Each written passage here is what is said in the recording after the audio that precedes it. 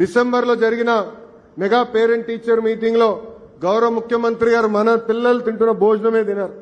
ఆనాడు మన పిల్లలు ఎక్కడ కూర్చుంటారో నేలపైన కూర్చుని పిల్లలతో కలిసి మెలిసిగా భోంచేస్తాం జరిగింది. ఆ రోజే గౌరవ ముఖ్యమంత్రి గారు మనసులో పడింది, అన్నం బాలేదు, మార్చాలని నిర్ణయించారు.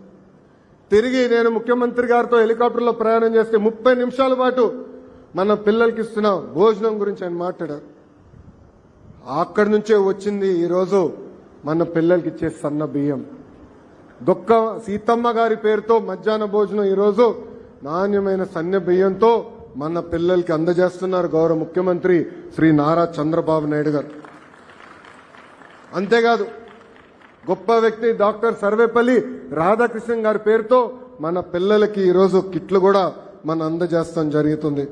అంతేకాకుండా భగవాన్ శ్రీ సత్యసాయి ట్రస్ట్ ద్వారా ఏకంగా రాగి జావా కూడా మన పిల్లలకి ఉచితంగా మన ప్రభుత్వం అందజేస్తుంది. కేజీ నుంచి పీజీ వరకు విద్యని బలోపేతం చేసే లక్ష్యంతో నేను పనిచేస్తున్నా. సెమిస్టర్ వారీగా మన పిల్లలకి బ్యాగ్ బరువు తగ్గించడానికి పుస్తకాల్ని మనం రూపొందిస్తాం జరిగింది. గతంలో 1 క్లాస్ 1 టీచర్ అంటే ప్రాథమిక పాఠశాలల్లో 1 క్లాస్కి 1 టీచర్ ఉన్న పాఠశాలలు కేవలం 1200 ఉండేది.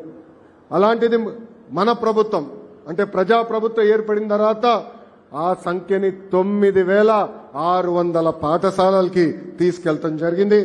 ఇప్పుడే చాలా మంది చెప్పారు, ఎంతమంది బిడ్డలన్నా అంతమంది బిడ్డలకి ఏకంగా ఒకే ఒక జియో ద్వారా 10,000 కోట్ల రూపాయలు తల్లిల ఖాతాలో మన కూటమి ప్రభుత్వం వేస్తాం జరిగింది. విద్యాశాఖలో ఇప్పుడు ఒక యాప్ తీసుకొచ్చాం. ఆ యాప్ పేరు లీప్ యాప్. తల్లిదండ్రులందరూ డౌన్లోడ్ చేసుకోవాలి ఆ యాప్. ఆ యాప్ ద్వారా మీ పిల్లలు పాఠశాలకు వచ్చారా లేదా మీకు తెలుస్తుంది, మార్కులు ఎంత వచ్చినా తెలుస్తుంది. అంతేకాకుండా మీరు ప్రభుత్వానికి ఏమైనా తెలియజేయాలంటే అంటే మధ్యాహ్న భోజన పథకం పైన కానివ్వండి, లేదంటే చేస్తున్న ఇతర కార్యక్రమాలపైన మీరు అభిప్రాయాలు తెలియజేయాలనుకుంటే ఆ యాప్ ద్వారా తెలియజేసే అవకాశం ఉంటుంది. ఇది 1st క్లాస్ నుంచి 12th క్లాస్ వరకు అంటే మీ పిల్లల మొత్తం చదువు ప్రయాణంలో ఒకే ఒక యాప్ ద్వారా మీకు ఆ వివరాలు కూడా ప్రభుత్వం అందజేయబోతుంది. Mega DSC నిర్వహించాం. ఉపాధ్యాయుల కొరత ఉంది.